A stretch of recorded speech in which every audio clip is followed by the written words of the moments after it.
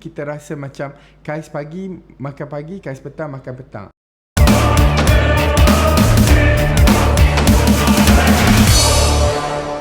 Hai, saya Nick Faris, rancang masa depan keuangan anda. Ramai yang bertanya, bagaimana kita boleh mula merancang keuangan? Di mana mahu bermula? Di sini saya akan kongsikan 3 tips bagaimana kita boleh bermula merancang keuangan kita.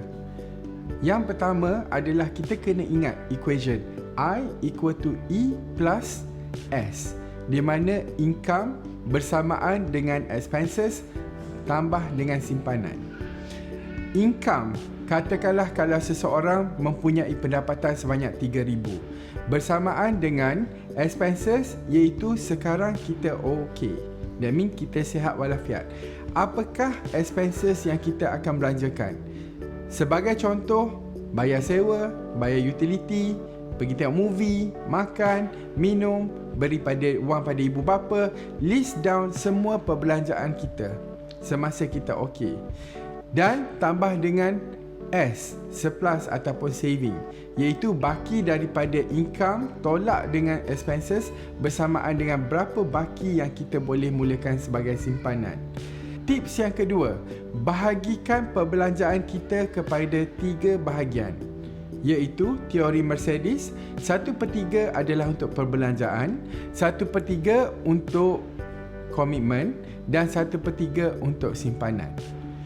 Dalam bahagian perbelanjaan, di sini kita akan letak perbelanjaan makan, minum, perbelanjaan seperti tengok movie, belanja utility dan sebagainya.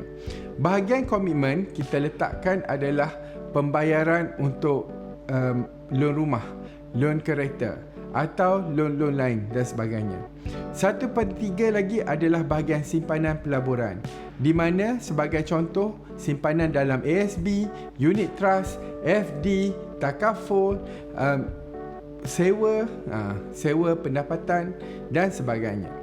Jadi kita bahagikan semua perbelanjaan kita semasa kita okey ke dalam 3 bahagian ini.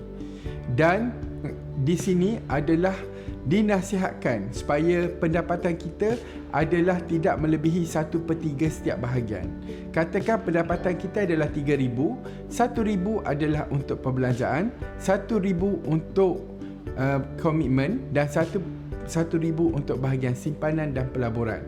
Sekiranya kita belanjakan lebih daripada jumlah 1,000 bagi setiap bahagian, di sini kita baru terasa seperti terikat. That means kita rasa macam kais pagi, makan pagi, kais petang, makan petang. Ataupun kita rasa seperti terdesak ataupun tak cukup wang.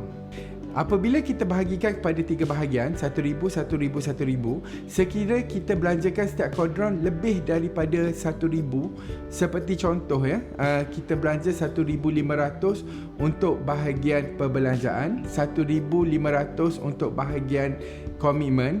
Di sini bermakna kita tiada bahagian untuk bahagian simpanan lagi. Ya? Okey. Dalam 3-3 ni, bahagian perbelanjaan dan komitmen adalah belanja hangus, ya, di mana segala duit yang dibelanjakan bahagian perbelanjaan dan komitmen akan lebur. 1/3 lagi bahagian simpanan pelaburan, di sini di mana belanja tu akan semakin bertambah, semakin besar. Di sini kita panggil dalam bahasa Inggeris money at work. Untuk perbelanjaan dan komitmen kita gelar sebagai man at work. Dan seterusnya, tips yang ketiga, apabila kita dah agihkan 1/3, 1/3, 1/3, dan kita lihat berapa baki yang selebihnya.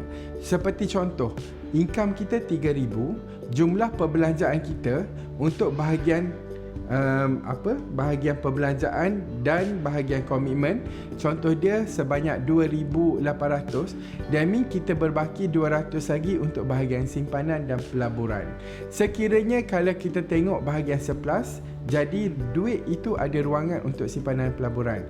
Sekiranya defisit, let's say perbelanjaan, pendapatan tolak perbelanjaan berbaki negatif, bermakna kita mempunyai tabungan yang negatif.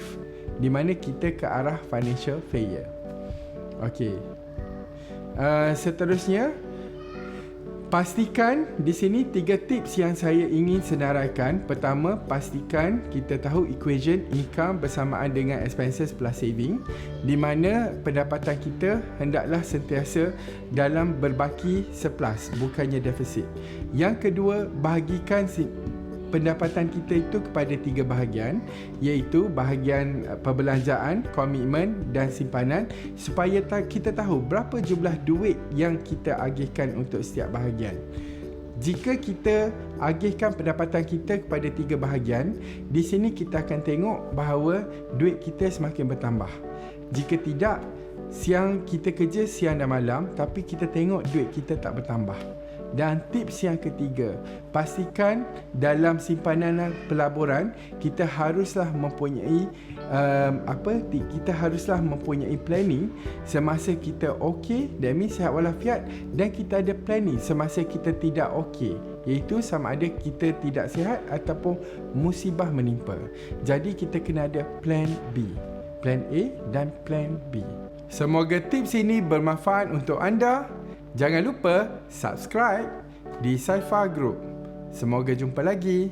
Bye.